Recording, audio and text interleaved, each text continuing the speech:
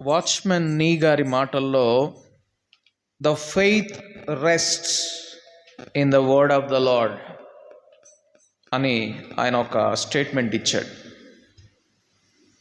విశ్వాసం అనేది దానికి విశ్రాంతి దేవుని వాక్యంలో మాత్రమే దొరుకుతుంది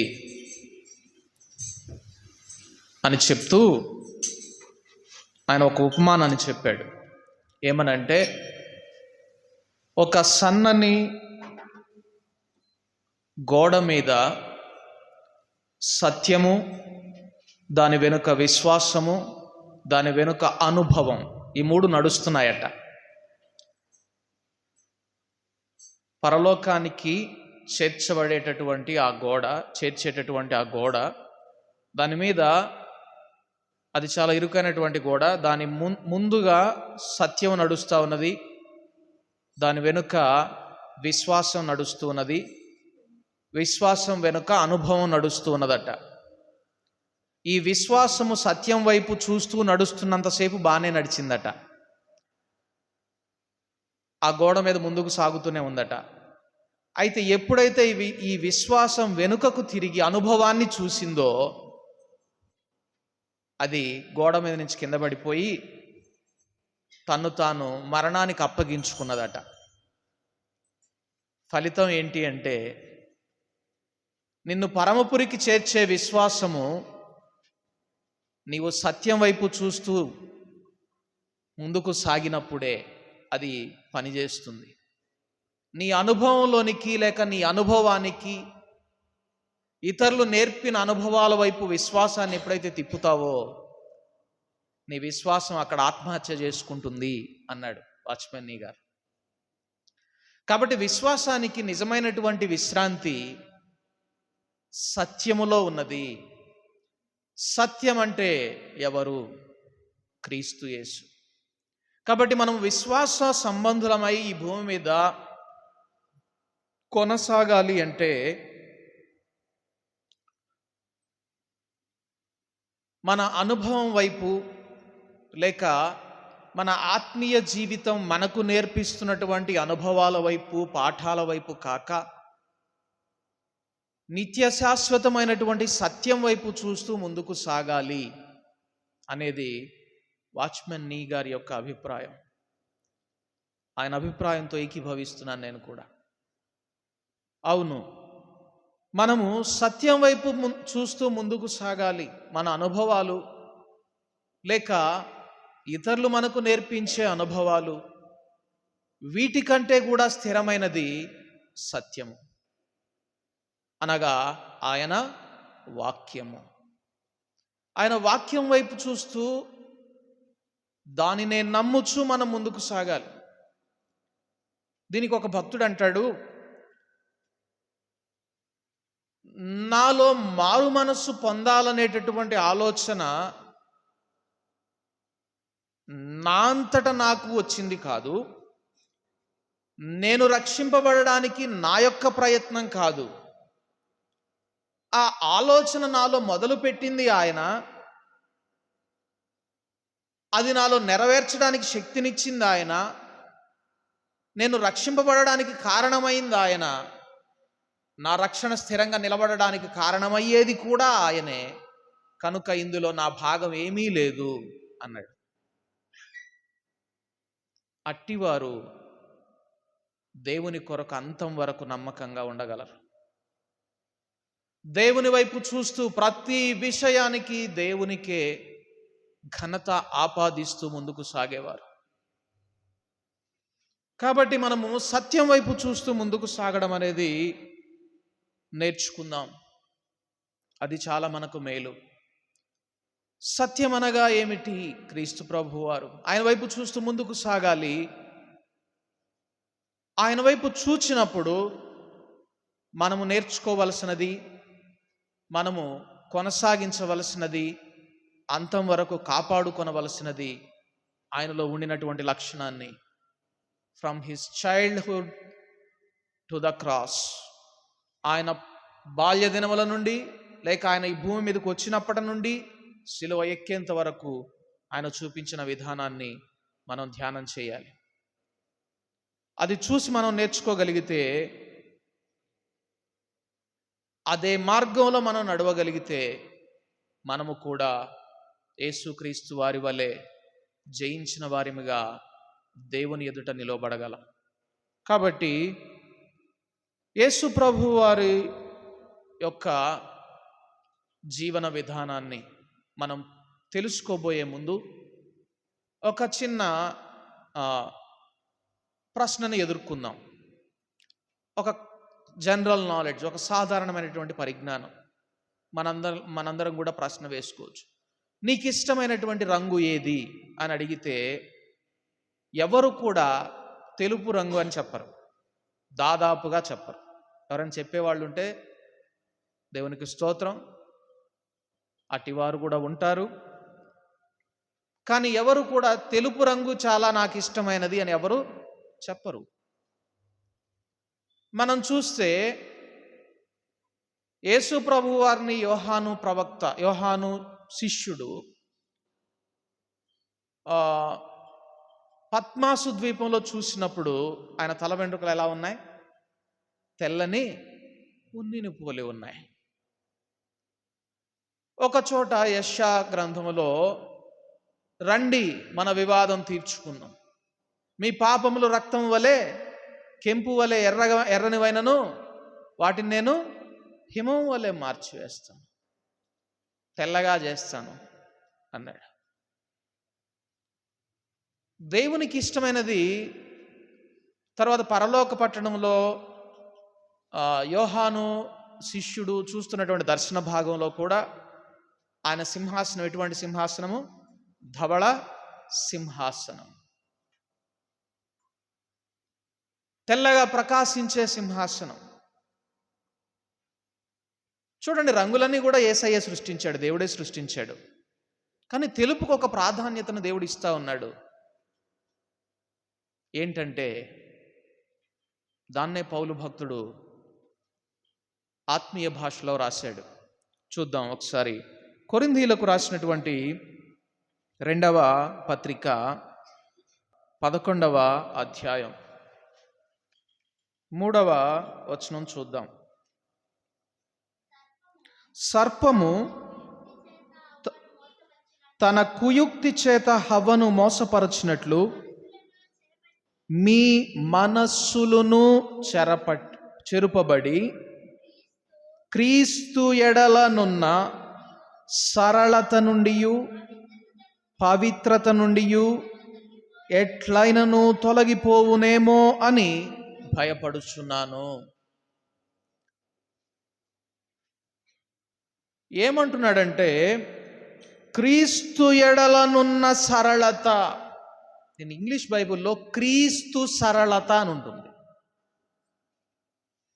క్రీస్తు ఎడల మనకున్న సరళత అని తెలుగు బైబిల్లో తర్జుమా చేయబడింది. ఇంగ్లీష్ బైబిల్లో క్రీస్తు యేసు యొక్క సరళత అని ఉంటుంది. ఇంకొక మాటలో చెప్పండి, క్రీస్తు యేసు యొక్క సింప్లిసిటీ. చాలా సర్వసాధారణమైనటువంటి క్రీస్తు యేసు స్వభావము, సామాన్యమైన క్రీస్తు స్వభావము దాని నుండి తొలగిపోతుందేమోనని నేను భయపడుతున్నాను అంటున్నాడు పౌలు భక్తుడు. కాబట్టి మోసగించబడకుండా క్రైస్తవ జీవితంలో ముందుకు సాగాలి అంటే క్రైస్తవునిలో ఉండవలసినటువంటి స్వభావం ఏమిటి అంటే సామాన్యమైన స్వభావం, చాలా సింపుల్గా ఉండేటటువంటి స్వభావం. మనం ఆత్మీయ జీవితంలో ముందుకు సాగడానికి అది చేద్దాం, ఇది చేద్దాం, అక్కడ కూటాలు పెడదాం, ఈ స్పెషల్ మీటింగ్స్ పెడదాం, లేకపోతే ఫలానా పని చేద్దాం, ఈ పని చేద్దాం, ఆ పని చేద్దాం, let's add something to the work of the lord. దేవుని పనికి ఏదో ఒకటి యాడ్ చేద్దాం కాదు. ఆయన సరళతలోనికి సాగుదాం, ఆయన సామాన్య స్వభావంలోనికి సాగుదాం. ఏమిటి ఆయన సామాన్య స్వభావం? యేసు ప్రభువారు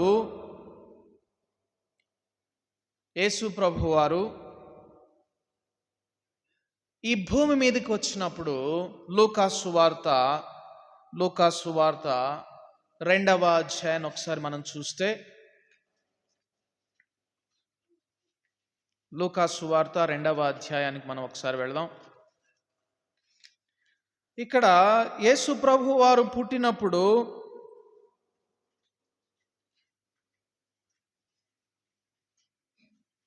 ఆయన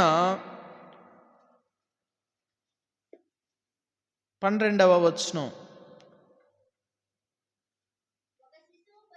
ఒక శిశువు పొత్తిగుడ్డలతో చుట్టబడి ఒక తొట్టిలో పండుకొని ఉండుట మీరు చూచెదరని వారితో చెప్పెను. సర్వోన్నతుడైనటువంటి దేవుని కుమారుడు, రాజులకు రాజు, భూపతులకు అధిపతి అయినటువంటి దేవుడు, ఆయన బెడ్ ఏంటంట? పశువుల తొట్టి. పశువుల తొట్టి అంటే మనకందరికీ తెలుసు, పశువులకి కుడితి వేసేటటువంటి ఆ తొట్టి, అది ఎంత భయంకరంగా ఉంటుంది. ప్రపంచంలో ఏ బీదవాడు కూడా అక్కడనే పండుకోవాలి అని కోరుకోడు. మీరు చూడండి, మానవ చరిత్రలో ఎంతటి బీదవాడైనా కూడా అంతటి దీనమైనటువంటి స్థితిలో ఉండలేదు. ఏమీ లేకపోతే చెట్టు కిందైనా పండుకుంటాడు కానీ తొట్టిలో మాత్రం పండుకోడు. రోడ్డు మీదైనా పండుకుంటాడు కానీ కుడితిలో మాత్రం పండుకోడు, లేక ఆ కుడితి తొట్టిలో మాత్రం పండుకోడు. ఏంటి సర్వోన్నతుని ఇంత దీనునిగా చూపించడం వెనుక తండ్రి అయినటువంటి దేవుని యొక్క ఉద్దేశ్యం ఏంటి? మనం కొన్ని వచనాల తర్వాత చూస్తే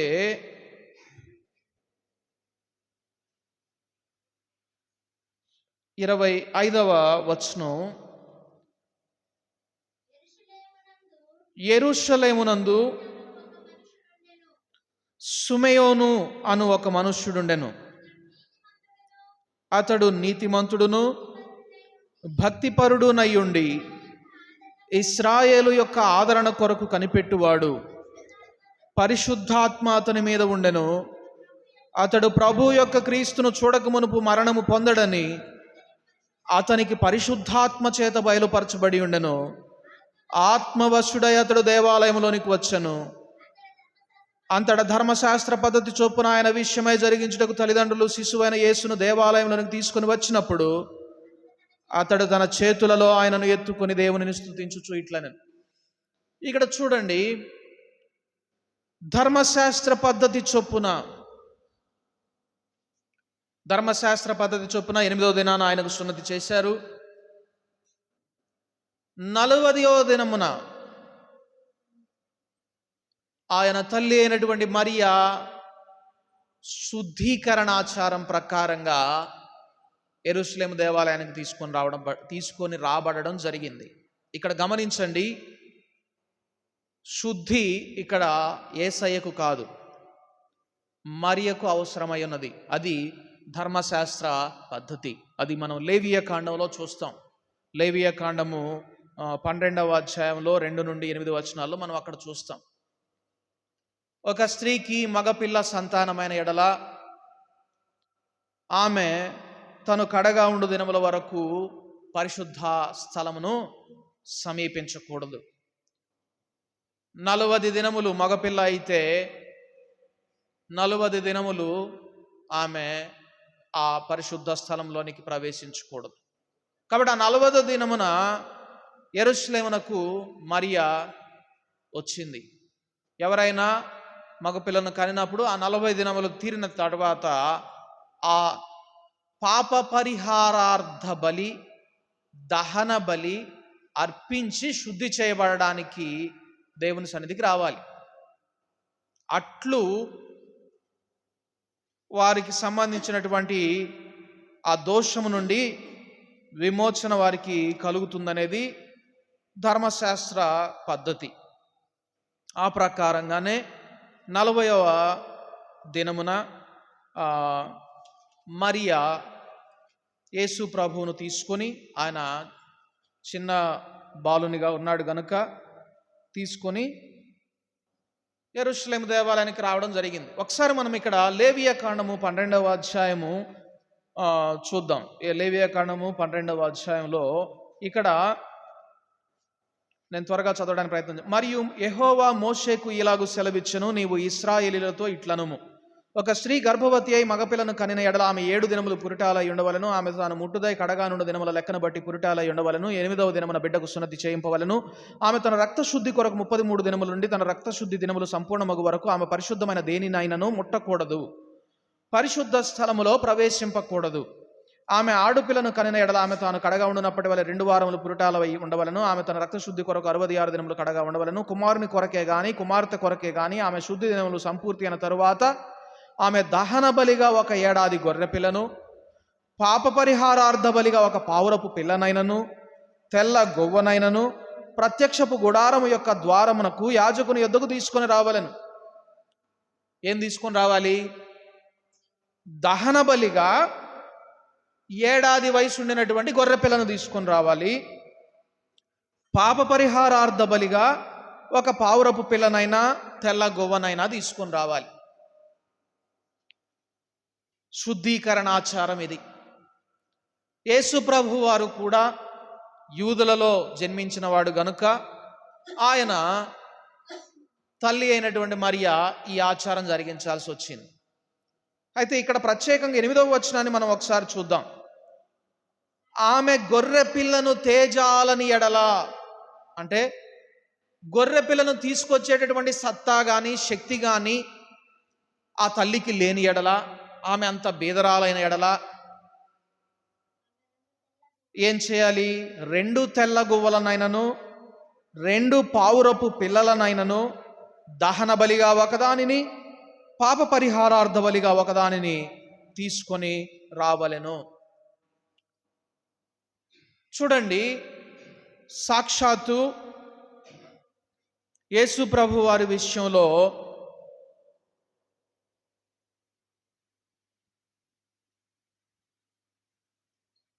మరియా యోసేపులు చేసినది కూడా ఇదే. 24వ వచనం, లూకాసు వార్త 2వ అధ్యాయము 24వ వచనం. ప్రతి తొలిచూలు మగపిల్ల ప్రభువుకు ప్రతిష్ఠ చేయబడవలెను అని ప్రభువు ధర్మశాస్త్రమందు వ్రాయబడినట్టు ఆయనను ప్రభువుకు ప్రతిష్ఠించుటకును, ప్రభువు ధర్మశాస్త్రమందు చెప్పబడినట్టు గొవ్వల జతనైనను 2 పావురపు పిల్లలనైనను బలిగా సమర్పించుటకును వారు ఆయనను యెరూషలేమునకు తీసుకుని పోయిరి. గొర్రెపిల్ల అనే మాట లేదు అక్కడ. 2 పావురాలన్నా లేకపోతే 2 గొవ్వలన్నా కొని ఆ బలి అర్పిద్దాం అన్న ఉద్దేశంతో వెళ్ళారు. అంటే చూడండి, వారు ఎంత బీద స్థితిలో ఉన్నారో. యూదుల ధర్మశాస్త్రాచారము వారు చాలా తూచా తప్పకుండా పాటిస్తారు. అయ్యో, తొలిచూలు పిల్లవ, తొలి సంతానము మగపిల్లవాడు గొర్రెపిల్లను తీసుకొని వెళ్ళేటటువంటి శక్తి లేదు. కాబట్టి వారు తెల్ల గొవ్వలనైనా పావురాలనైనా తీసుకొని వెళ్ళి ఆ పని చేద్దామని చూశారు. చూడండి, ఎంత సాధారణమైనటువంటి సమర్పణ, ఎంత సామాన్యమైనటువంటి సమర్పణ. వెళ్ళారు. వెళ్తే చూడండి, ఆయన పుట్టినప్పుడు తొట్టిలో, nobody cares about his birth, ఎవరు కూడా ఆయన జన్మను గురించి పట్టించుకోలేదు. తరువాత దేవాలయానికి తీసుకుని వచ్చినప్పుడు కూడా బాగా, ఎవరు చేశారా, బాగా చేశారు ఫంక్షను, 30 ఏటలు కోశారు, 40 ఏటలు కోశారు అని చెప్పుకునేటటువంటి స్థాయిలో కూడా లేదు. ఆయన చేసినటువంటి పని ఏంటంటే, చాలా అల్పులైనటువంటి వారు చేసేటటువంటి, చాలా బీదలైనటువంటి వారు చేసేటటువంటి అర్పణ ఆయన తల్లిదండ్రులు ఇచ్చారు అక్కడ. చూడండి, అది దాదాపుగా 35-40 ఎకరాల్లో ఉంటుందట. మనం స్టువర్ట్పురం వెళ్ళి అక్కడికి వెళ్ళిన తర్వాత ఒక సామాన్యమైనటువంటి అర్పణ తీసుకొచ్చేటటువంటి ఏ వ్యక్తినైనా మనం గుర్తించడం చాలా కష్టం. అన్ని ఎకరాలలో ఉండినటువంటి ఆ యెరూషలేము దేవాలయంలో అత్యంత సామాన్యమైనటువంటి అర్పణ అర్పించడానికి వచ్చినటువంటి యోసేపును మరియను గుర్తించగలిగాడు సుమయోను అనేటటువంటి భక్తిపరుడు. ఇది ఎట్లా సాధ్యమవుతుంది? పరిశుద్ధాత్ముని సహాయం లేకుండా సాధ్యం కాదు. అన్ని ఎకరాలలో చాలామంది వస్తుంటారు, గొర్రెలు వేటలు అన్ని బలులు అర్పిస్తుంటారు, వెళ్ళిపోతూ ఉంటారు. చాలా బీదలైనటువంటి వారు ఎక్కడో ఆ పావురాలు గువ్వలు బలి అర్పిస్తూ ఉంటారు. ఎవరు కూడా వారిని పట్టించుకోరు. కానీ ఇక్కడ యోసేపును మరియలు ఇచ్చినటువంటి అర్పణను సుమయోను గుర్తించగలిగాడు. దానికి కారణం పరిశుద్ధాత్మ అతని మీద ఉండెను. దేవుని ఆత్మ మన మీద ఉండినప్పుడు మనం చేసే పని, మనం చూసే పని చాలా భిన్నంగా ఉంటుంది అందరికంటే. అందరూ ఏదైనా స్పెషల్గా ఉండాలని, ప్రత్యేకంగా కనబడాలని, ప్రత్యేకమైన క్రమాన్ని, ప్రత్యేకమైనటువంటి పద్ధతిని అనుసరిస్తూ ఉంటే ఆత్మవశుడైనటువంటి వాడు ఎప్పుడు కూడా సరళమైన పద్ధతిని, సామాన్యమైనటువంటి పద్ధతిని ఎన్నుకుంటాడు. చాలా సింపుల్, సర్వసాధారణమైనటువంటి వ్యక్తిగా ఉండిపోతాడు. చూడండి, ఇక్కడ ఈ సుమయోను అనేటటువంటి భక్తిపరుడు ఆ సామాన్యతను, సరళతను గుర్తించగలిగాడు. ఆ విధంగా యేసునాథుని చూడక మునుపు అతడు మరణమొందడు అని పరిశుద్ధాత్మ చేత బయలుపరచబడిన వ్యక్తిగా ఉన్నాడట. ప్రియ సహోదరులారా, ఈ దినాన మనం ఎదుర్కోవలసినటువంటి ప్రశ్న ఏమిటంటే, సామాన్యమైన క్రీస్తును చూడకముందు మరణం పొందేటటువంటి వ్యక్తివి నీవు కావు అని పరిశుద్ధాత్ముడు నీకు బయలుపరిచాడా? క్రీస్తు యేసు యొక్క సరళతను నేర్చుకొనక ముందు నీవు మరణించవు అని పరిశుద్ధాత్ముడు నీకు బయలుపరిచాడా? పౌలు భక్తుడు అదే మొర్ర పెడతా ఉన్నాడు. నేను ప్రకటించిన ప్రతి చోట, నా ద్వారా సువార్త విని దేవుని యొద్దకు వచ్చిన ప్రతి వ్యక్తి ఆ సరళతలో నుండి తొలగిపోకూడదు. అట్టి సరళతలో ఉండిన వాడై, క్రీస్తు యేసునందు ప్రతిష్ఠింపబడిన వాడై దేవుని ఎదుర్కొనేవానిగా ఉండాలి అని పౌలు భక్తుని యొక్క హృదయ వాంఛ. సామాన్య క్రైస్తవునిగా ఉండడానికి, క్రీస్తు యేసు యొక్క సరళతలో నీ భక్తి జీవితాన్ని కొనసాగించడానికి నీవు సిద్ధంగా ఉన్నావా? A simple man can easily be neglected, can easily be blamed, can easily be tortured.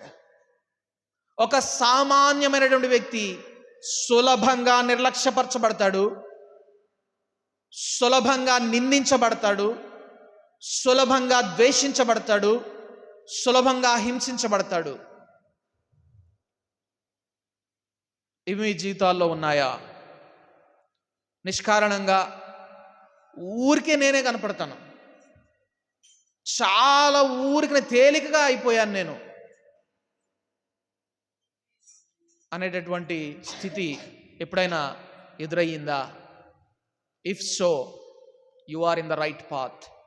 ఒకవేళ అలాంటి స్థితి కనుక నువ్వు ఎదుర్కొని ఉంటే, నువ్వు సరైనటువంటి మార్గంలో సత్యం వైపు చూస్తూ ముందుకు నడిచేటటువంటి అనుభవంలో ఉన్నావు.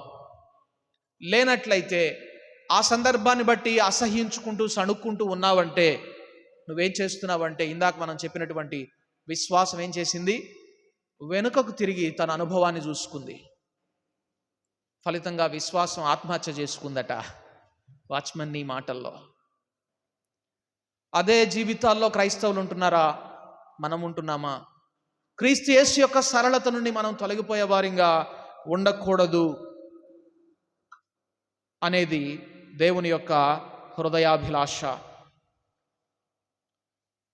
దీన్ని యేసు ప్రభు వారు ఒక ఉపమానానికి దీన్ని ఆపాదించి ఆ సరళత, సామాన్యము అనేటటువంటి విషయాన్ని ఒక ఉపమానానికి ఆయన అన్వయించి చెప్పారు.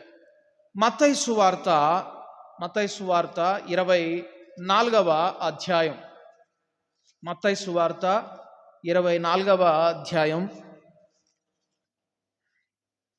45వ వచనం నుండి చూసుకుందాం. యజమానుడు తన ఇంటి వారికి తగిన వేళ అన్నము పెట్టుటకు వారి పైన ఉంచిన నమ్మకమైన వాడును బుద్ధిమంతుడునైన దాసుడెవడు? యజమానుడు వచ్చినప్పుడు ఏ దాసుడు ఇలాగు చేయుచుండుట అతడు కనుగొనునో ఆ దాసుడు ధన్యుడు. అతడు తన యావదాస్తి మీద వాని నుంచునని మీతో నిశ్చయముగా చెప్పుచున్నాను. అయితే దుష్టుడైనటువంటి ఒక దాసుడు నా యజమానుడు ఆలస్యం చేయుచున్నాడని తన మనస్సులో అనుకొని తన తోడి దాసులను కొట్ట మొదలుపెట్టి త్రాగుబోతులతో తినుచు త్రాగుచునుంటే ఆ దాసుడు కనిపెట్టని దినములోనూ వాడు అనుకొనని గడియలోనూ వాని యజమానుడు వచ్చి వానిని నరికించి వేషధారులతో కూడా వానికి పాలు నియమించును. ఇక్కడ చూస్తే నమ్మకమైనటువంటి దాసుడు, అపనమ్మకమైనటువంటి దాసుడు ఇద్దరున్నారు. నమ్మకమైనటువంటి దాసుడు చేస్తున్నటువంటి పని ఏంటంటే తన ఇంటి వారికి తగిన వేళ భోజనం పెడుతున్నాడు. భోజనం పెట్టాలి అంటే ఇక్కడ మనం చూస్తే అతడేవి స్పెషల్గా చేయడం లేదు, ప్రత్యేకమైనటువంటి కూటాలు ఏర్పాటు చేయడం లేదు, లేకపోతే ఉపవాస ప్రార్థనలో కూర్చోబెట్టడం లేదు, లేకపోతే వారు ఉండినటువంటి దేవాలయాన్ని ఒక ప్రత్యేకంగా అలంకరించడం లేదు, లేకపోతే ఒక ప్రత్యేకమైనటువంటి క్రమాన్ని తీసుకొని రావడం లేదు, ఒక స్పెషల్ మాటతో మనల్ని మనం గ్రీట్ చేసుకుంటూ మనం ఒక ప్రత్యేకమైనటువంటి సంఘంగా ఉండాలని కోరుకోవడం లేదు. అతడు చేస్తున్నటువంటి పని ఏంటంటే కేవలం సామాన్యంగా భోజనం వండి పెట్టడం. ప్రియ సహోదరులారా, మీ డైలీ యాక్టివిటీస్లో, మీ దైనందిన జీవితంలో ప్రతిదినం మీరు అతి సామాన్యంగా చేసేటటువంటి పనిలో నమ్మకస్తులుగా ఉంటున్నారా? ఏంది ఎప్పుడు నేనేనా ఈ పని అని ఎప్పుడైనా మీ భర్తతో అన్నారా? ఎప్పుడు నాకేనా ఈ పని అని ఎప్పుడైనా మీ భార్యలతో అన్నారా? మీరెందుకు చేయకూడదని మీ సహోదరులతో ఎప్పుడైనా అన్నారా? అత్యంత సామాన్యులముగా మనకు అప్పగింపబడినటువంటి పనిని మనం చేసుకుంటూ ముందుకు వెళ్ళడం చాలా ఆశీర్వాదకరమైనటువంటి విషయం. అయితే ఇక్కడ మనం గమనించాల్సిన విషయం ఏంటంటే తగిన యజమానుని కుటుంబం ఉంది, యజమాని కింద దాసునిగా ఉన్నాడు. ఈయన చేసే పని ఏంటంటే యజమానుని కుటుంబానికి భోజనం పెట్టడం. రెండవ వ్యక్తి ఉన్నాడు, అతడికి కూడా అప్పగింపబడినటువంటి పని అదే. రెండవ వ్యక్తి తినుచు త్రాగుచు ఉన్నాడట. ఫస్ట్ పర్సన్ ఏమో ఆయన తిన్నాడో తినలేదో రాయబడలేదు అక్కడ. ఆయన చేసిన పని ఒక్కటే రాయబడింది అక్కడ. ఆయన యజమానుని కుటుంబానికి తగిన వేళ భోజనం పెడతా ఉన్నాడు. రెండవ వ్యక్తి తనకు ఆకలేసినప్పుడల్లా తింటా ఉన్నాడు. వీరిద్దరిలో అత్యంత సామాన్యమైనటువంటి జీవితాన్ని జీవిస్తున్నటువంటి ఆ మొదటి వ్యక్తి దేవుని రాజ్యంలో నమ్మకస్తుడైనటువంటి వారసునిగా దేవుని స్వాస్థ్యం మీద నియమింపబడిన వ్యక్తిగా ఉంటాడట. కాబట్టి సరళత, క్రీస్తు యేసు యొక్క సరళతను అనుసరించేటటువంటి వారు ఇతరులకు ఏమి చేస్తున్నాము అనేదే వారిలో ఉంటుంది. కానీ నాకేమివ్వబడింది, నాకుందా లేదా, నా పరిస్థితి ఏంటి, ఇప్పుడే 2 రాళ్ళు వెనకేసుకుందాం అనే ధోరణిలో ఉండరు అనేది ఆ ఉపమాన సారాంశం. దేవుని కొరకు నాకు అప్పగింపబడిన పని ఏంటి, విసుగక నేను నిత్యము ఆ పని చేస్తున్నానా, సామాన్యమైనటువంటి వ్యక్తిగా నేను ఉంటున్నానా, సరళత నాలో ఉన్నదా అని మనల్ని మనం ప్రశ్నించుకునే వారిగా ఉండాలి. గమనించండి, ఇశ్రాయేలు సమూహాన్నంతా అంతటిని ఎదిరించినటువంటి అత్యంత బలశాలి అయినటువంటి శత్రువును ఓడించినది సామాన్యమైన విధేయత. మరలా గమనించండి, ఇశ్రాయేలు సమూహాన్నంతటిని ఎదిరించినటువంటి శత్రువును ఓడించినది ఒక సామాన్యమైన విధేయత. మనం అక్కడికి వెళ్ళి చూస్తే అక్కడ మనం గమనించగలం, ఇశ్రాయేలీయులలో అత్యంత వృద్ధుడై ఉన్నాడట యెషయా. ఆయనకుడినటువంటి 8 కుమారులలో కనిష్ఠుడు దావీదు. జ్యేష్ఠులైనటువంటి 3 కుమారులు యుద్ధానికి వెళ్ళారు. ప్రతిరోజు అక్కడికి వెళ్ళి వారికి ఆహారం ఇచ్చి రావడం, మరలా అడిషన్గా అంటే అదనంగా గొర్రెలు కాసుకోవడం దావీదు యొక్క పని. తండ్రి ఆజ్ఞాపించినటువంటి ఆ పనుల్లో ఎక్కడ కూడా దావీదు తప్పిపోలేదు, తూచా తప్పకుండా పాటిస్తూ ఉన్నాడు. ఏంటి, నేనేనా? అన్నలేమో చక్కగా అక్కడ కూర్చొని వాళ్ళు యుద్ధం చేస్తున్నారో లేదో నాకైతే తెలియదు, కానీ వాళ్ళకైతే రోజు నేనే సర్వ్ చేయాలి తీసుకెళ్ళి, మళ్ళీ దానికి తోడు ఈ గొర్రెలను కాసుకోవాలి అని అన్నాడు. తన మనస్సులో సైతము భావించలేదు దావీదు. అలాగున్నాడు. అక్కడ ఒక సన్నివేశం ప్రత్యేకంగా నన్ను ఆకర్షించింది. ఒక దినాన సౌలు నొద్దకు దావీదును పంపాలని తలంచినప్పుడు యెషయా చేసిన పని ఏంటంటే, తన కుమారుల కొరకు వేయించిన గోధుమలు ఒక తూమెడు, రొట్టెలు కొన్ని, ఒక 10 రొట్టెలు ఇచ్చి, ఆయన కుమారులు ఉండినటువంటి సైన్యానికి సహస్రాధిపతిగా ఉండినటువంటి ఆ అధికారికేమో 10 జున్నుగడ్డలు పంపించాడట. చూడండి, కుమారులేమో సామాన్యులు, సహస్రాధిపతి ఆయన అధిపతి, ఆయనకేమో స్పెషల్ ఫుడ్. యెషయా కూడా చూడండి ఎంత సామాన్యమైనటువంటి జీవితానికి తన కుమారులను అలవాటు చేశాడో. అదేందయ్యా, వాళ్ళకేమో జున్నుగడ్డలు పెట్టి ఆయనకేమో జున్నులుగా, ఆయన ఏమైనా కష్టపడుతున్నాడా? మాకు ఆజ్ఞలు వేస్తున్నాడు, మీరు పోయి ఆడ యుద్ధం చేయండి, ఏం నిలబడండి అని చెప్పి ఆయన మాకు ఆజ్ఞలు వేస్తూ ఉన్నాడు, మేము కదా పని చేస్తుందని చెప్పని కుమారులు కూడా అడగలేదు. చూడండి, సామాన్యమైనటువంటి ఆహారాన్ని వారికి అనుగ్రహించి ప్రత్యేకమైనటువంటి ఆహారాన్ని ఏమో సహస్రాధిపతికి ఇచ్చి పంపించాడు. పంపించినప్పుడు దావీదు వెళ్ళాడు, ఆ పనే చేశాడు. దావీదు కూడా క్వశ్చన్ చేయలేదు. ఆ తర్వాత మనం చూస్తే దావీదు వెళ్ళడం, గొల్యాతును ఎదుర్కోవడం, నేను జీవము గల దేవుని పక్షముగా, సైన్యములకు అధిపతి యెహోవా పక్షముగా నీ మీదకి వస్తున్నాను అన్నాడు. అంతేగాని నా కళను, నా టాలెంట్ను నేను ఈరోజు వీళ్ళందరి ఎదుట చూపించుకొని నా అన్నలకు నేను సపరేట్ అయిపోవాలి, నేను ప్రత్యేకింపబడిన వ్యక్తిగా నేను ఉండాలి అని తలంచలేదు. చాలా సామాన్యునిగా ఉన్నాడు. అందుకే దావీదును దేవుడు తన హృదయానుసారుడైనటువంటి మనుష్యునిగా చూశాడు. క్రీస్తు యేసు యొక్క సరళతలో నుండి మనం తప్పిపోకూడదు.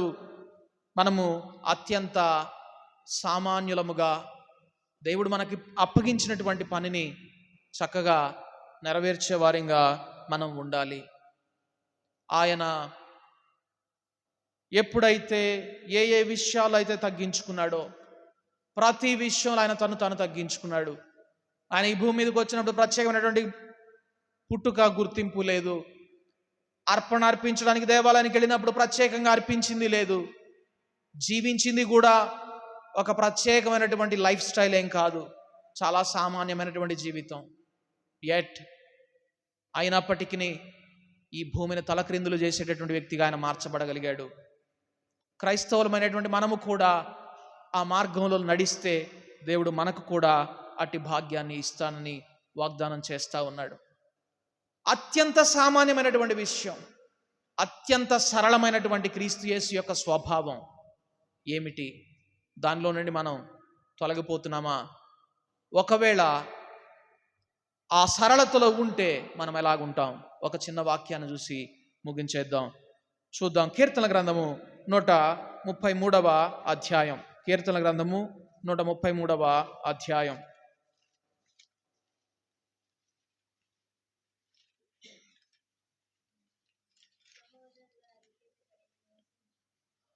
కీర్తన గ్రంథం 133వ అధ్యాయం 2వ వచనం. అది తల మీద పోయబడి అహరోను గడ్డము మీదుగా కారి అతని అంగీల అంచు వరకు దిగజారిన పరిమళ తైలము వలె నుండును. సియోను కొండల మీదికి దిగివచ్చు హెర్మోను మంచు వలె నుండును. ఇది ఆత్మతో నింపబడినటువంటి జీవితానికి, పరిశుద్ధాత్ముడు పైన ఉండిన జీవితానికి సాదృశ్యంగా ఉన్నది. చూడండి, అహరోను తల మీద నుండి, గడ్డము మీద నుండి అంగి అంచుల వరకు, అంటే complete anointing of the holy spirit, సంపూర్ణముగా పరిశుద్ధాత్ముని చేత అభిషేకింపబడడం. అక్కడ తైలము అనేటటువంటి పదాన్ని వాడాడు, ఆయిల్ అనేటటువంటి పదాన్ని వాడాడు. ఇప్పుడు మంచి సువాసన వస్తుందని చెప్పని ఒక ఒలీవ నూనె ఒక 4 కేజీలు తీసుకొచ్చి నీ తల మీద పోసాను అనుకోండి, సువాసన అయితే వస్తుంది. తుడుచుకోకుండా ఉంటావా? చెప్పండి. ఆయిల్ని ఎవరు కూడా ఒంటి మీద అలాగే ఉంచుకోవాలని ఇష్టపడరు. That is the nature of human. మానవుని స్వభావం అది. కానీ దేవుడు అంటున్నాడు, పరిశుద్ధాత్ముడు ఎప్పుడూ నీ మీద ఉండాలి. It's like an oil anointed from head to toe. తల నుండి పాదాల వరకు అభిషేకింపబడినటువంటి, పోయబడినటువంటి తైలం వలె పరిశుద్ధాత్ముడు నీ మీద ఉండాలి. పైనుండి తల మీద నుండి కాళ్ళ వరకు ఆయిల్ మన మీద పోయబడినప్పుడు నేను కొన్ని అంశాలు దాని ద్వారా చెప్పాలని ప్రయత్నం చేస్తాను. చూడండి, ఆయిల్ ఒంటి మీద ఉంటే మనం కొన్ని సందర్భాల్లో కూడా ఈ విషయాలు మనం విన్నాం. స్టోట్పురంలో విన్నాం, మనం చాలా చోట్ల కూడా మన దైవ సేవకులు ఇటువంటి సాక్ష్యాలు చెప్పారు. వారు ఒక ప్రత్యేకమైనటువంటి దొంగతనానికి వెళ్ళేటప్పుడు వారి ఒంటి నిండా ఆయిల్ పెట్టుకొని వెళ్ళేవాళ్ళు. ఎందుకు? Not to be caught by, పట్టబడకుండా ఉండడానికి. ప్రియ సహోదరి సహోదరుడా, ఈ లోకయాత్రలో, ఈ పరమకానాను ప్రయాణంలో మనము పోరాడునది శరీరులతో కాదు కానీ దురాత్మల సమూహముతోటి, ఆకాశమందలి సమూహములతోటి మనం పోరాడుతూ ఉన్నాం. ఈ పోరాటంలో అపవాది మనలను పట్టుకోకుండా ఉండాలి, మన మీద గ్రిప్ రాకుండా ఉండాలి అంటే you have to be anointed with the holy spirit from head to toe. తల నుండి పాదాల వరకు అభిషేకింపబడినటువంటి ఆత్మీయ జీవితం నీలో ఉండాలి. ఈ తైలం నీ మీద ఉంటే ఏ అపవాది శక్తి నిన్ను పట్టుకోలేదు, ఏ అపవాది నిన్ను బంధించలేడు, ఏ అపవాది స్వభావం నీలోకి ప్రవేశించలేదు. అందుకే పరిపూర్ణ అభిషేకము ఉండాలి. ఇంకా ఏంటంటే, ఎటు అంటే అటు మనము ఏదైనా ఒక ఇరుకైన దానిలోనికి ఏదైనా ఒక వస్తువును మనం కూర్చేటప్పుడు, ఉదాహరణకి మనము మీరు స్త్రీలు గాజులు వేసుకుంటారు. ఈ గాజు బాగా టైట్గా ఉంది, తీయాలంటే రావడం లేదు. ఏం చేస్తారు జనరల్గా? సబ్బో లేకపోతే నూనె రాసి తీయడానికి ప్రయత్నం చేస్తారు. ఏదైతే మనం కలిగి గట్టిగా పట్టుకొని ఉన్నాం అనుకుంటామో దాని నుండి విడిపింపబడడానికి కూడా ఈ ఆయిల్ కావాలి, పరిశుద్ధాత్మని అభిషేకం కావాలి. అది మనలను ఫ్లెక్సిబుల్గా, పర్ప్లెక్సిటీ అనేటటువంటి మాటను ఉపయోగిస్తారు. అంటే ఏ సందర్భానికైనా అనుగుణంగా చక్కగా ఇమిడిపోయే స్వభావం. ఈ పరిస్థితుల్లో మనమేం భక్తి చేస్తాం? ఇప్పుడు అనుకూలంగా లేవు, ఇప్పుడు వాతావరణం అనుకూలించడం లేదు, ఇప్పుడు సామాజిక పరిస్థితులు అనుకూలించడం లేదు, మనం భక్తి ఏం చేస్తాం? కాదు. సమయమందును అసమయమందును దేవునికి అర్పణ అర్పించేటటువంటి పర్ప్లెక్సిబుల్ లైఫ్ స్టైల్, ఏ స్థితి కంటే ఆ స్థితికి అనుగుణంగా ఇమిడిపోయేటటువంటి స్వభావం క్రైస్తవంలో ఉంటుంది. అది కూడా ఈ ఆత్మతో నింపబడినటువంటి జీవితం ద్వారా మాత్రమే సాధ్యమవుతుంది. ఇదంతా కూడా మనం కలిగి ఉండినప్పుడు, ఈ ఆత్మతో నింపబడినటువంటి జీవితం మనం కలిగి ఉండినప్పుడు ఆశీర్వాదము, శాశ్వత జీవము అక్కడ ఉండవలనని యెహోవా సెలవిచ్చి ఉన్నాడు. దేవుడు ఇక్కడ ఒక వాగ్దానం చేసేస్తున్నాడు. ఎవరిలో అయితే ఇటువంటి జీవితం ఉంటుందో, ఆత్మతో నింపబడినటువంటి జీవితం ఉంటుందో, తల నుండి పాదముల వరకు పరిమళ తైలముతో అభిషేకింపబడినటువంటి జీవితం ఉంటుందో, అక్కడ శాశ్వత జీవము ఉంటుంది అని దేవుడు వాగ్దానం ఇచ్చేసేసాడట. శాశ్వత జీవం అంటే పరలోక రాజ్యాన్ని సంపాదించినటువంటి జీవితాలు అక్కడ ఉంటాయి. దీనికి అంతటికి మూలం ఏదో చెప్తా ఉన్నాడు మొదటి వచనంలో. సహోదరులు ఐక్యత కలిగి ఉండుట ఎంత మేలు, ఎంత మనోహరం. కాబట్టి తల నుండి పాదాల వరకు అభిషేకింపబడినటువంటి పరిశుద్ధాత్మ జీవితం నీలో నాలో ఉండాలి అంటే ఏముండాలి? సహోదరులు ఐక్యత కలిగి ఉండాలి. Unity must be among brethren. సహోదరుల మధ్య ఐక్యత కలిగి ఉండాలి. సంఘాల మధ్య ఐక్యత అన్నాడా? సహోదరుల మధ్య ఐక్యత అన్నాడా?